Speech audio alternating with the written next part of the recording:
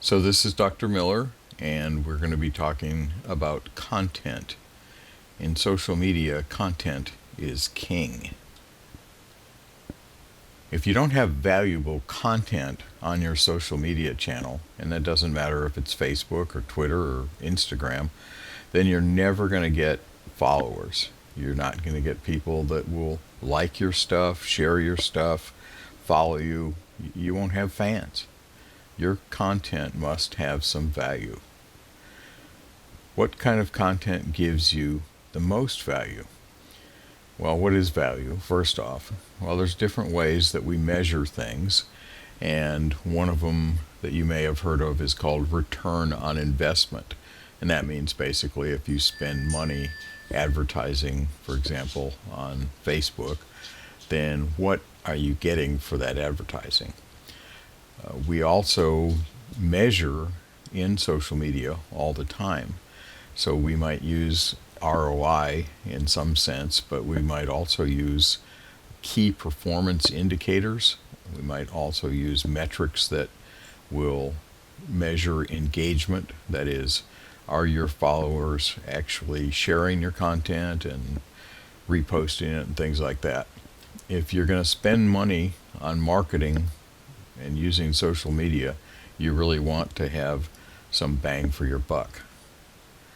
So here are some of the ideas for content that are really successful. One of them is called infographics, and you have probably seen infographics. You may not have known what they're called, but basically it's a visual representation of information.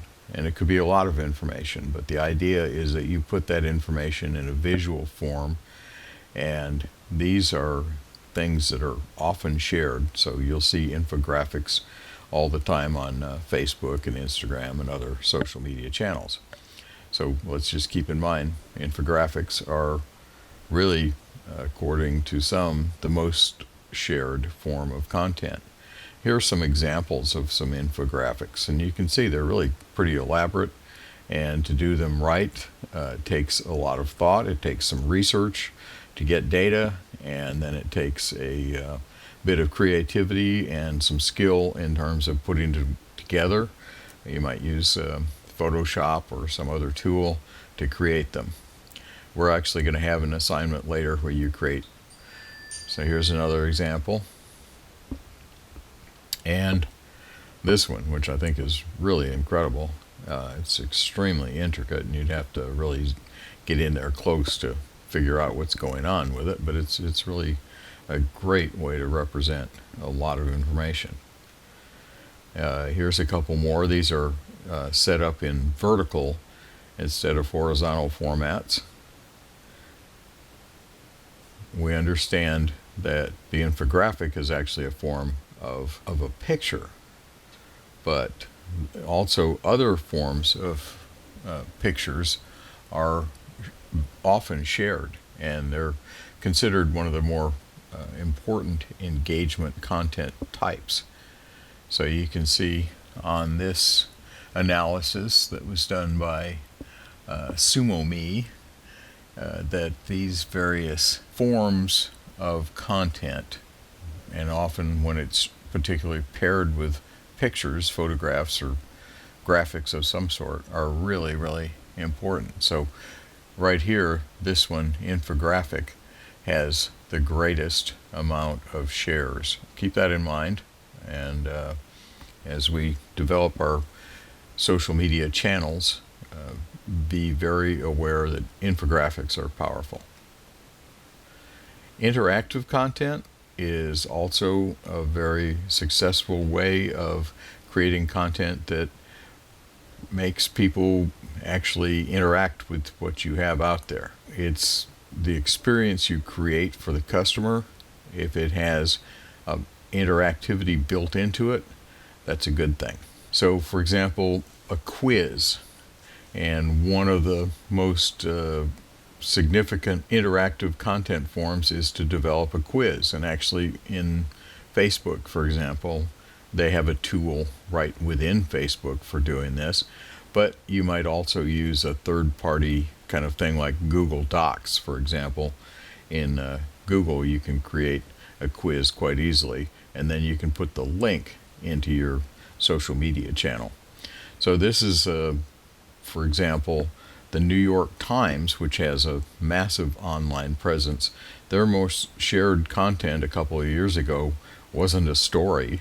It was a quiz, and it was this one about how you guys talk. So this particular map down here, and they had a lot of maps, represents how people refer to basically what some people call soft drinks or soda pop. Well, this map shows the people that refer to that type of beverage as Coke.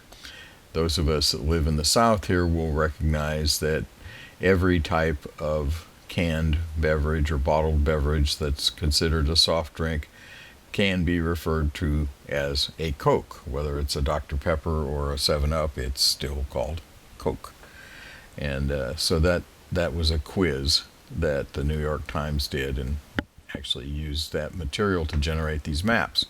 Quizzes are a two-way form of content. So you present something, and people that are following you will react to it. So it gives them actually something to do, and then you can share the results of the quiz. So on Facebook, all the time you see these things like my favorite movies, or what country do I represent, and they ask 6 or 7 different questions, and it says you're represented by the country of Italy or something like that.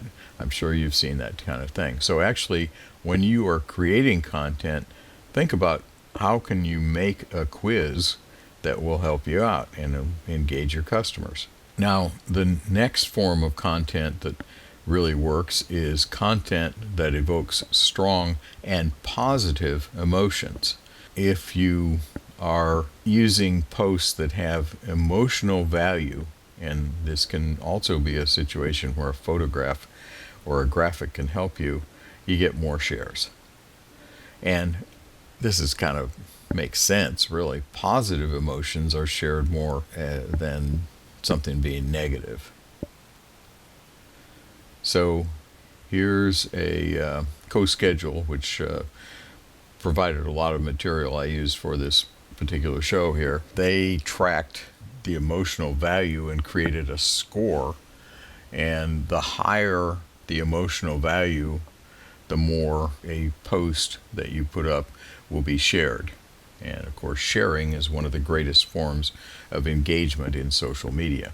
So here's sort of a continuation of that, and you can see that the ones that are more positive and more happy, let's say, get a better sharing and engagement than the ones that are, sad.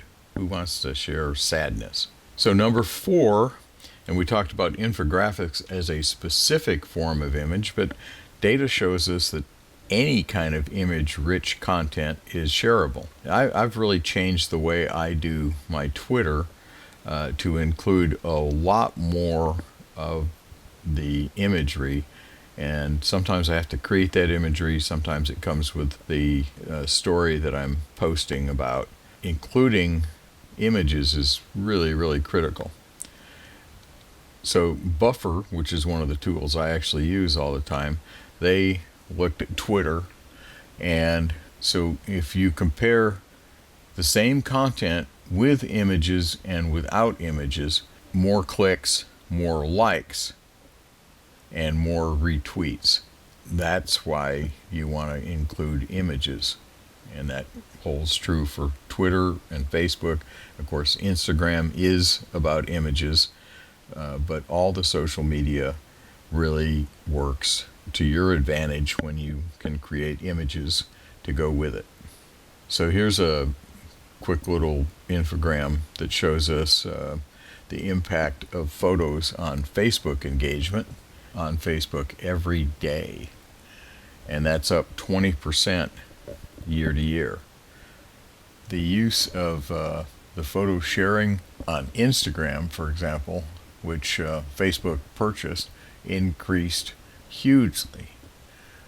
Photos on Facebook pages themselves get 53% more likes in an average post. So you can see that this data shows you that more photos equals more engagement. And again, this is a continuation of this Wishpond data.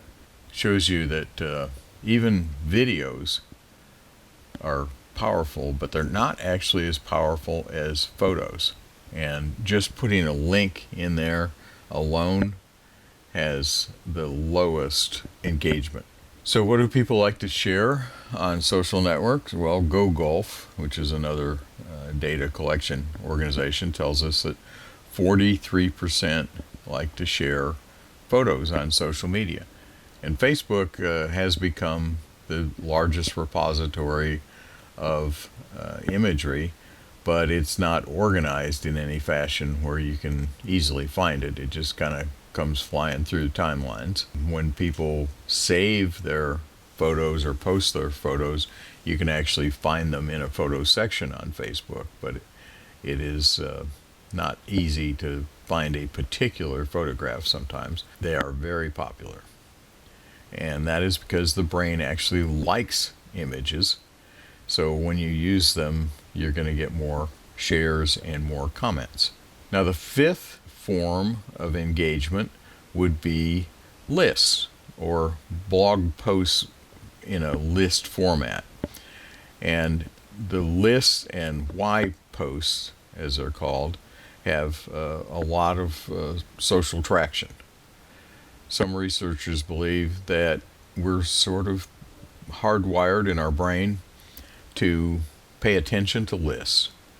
So if you think of BuzzFeed, for example, content has a certain number of points. Like BuzzFeed always has things like 7 ways that being a vegetarian is better for you, or 9 ways that somebody is a great movie star, or something like that. How-to posts explain exactly how to do something. Depending on your business, your organization, or your group, there's going to be some kind of content that you might want to share that tells people how to do something. And when you put that into a how-to format, it's pretty good.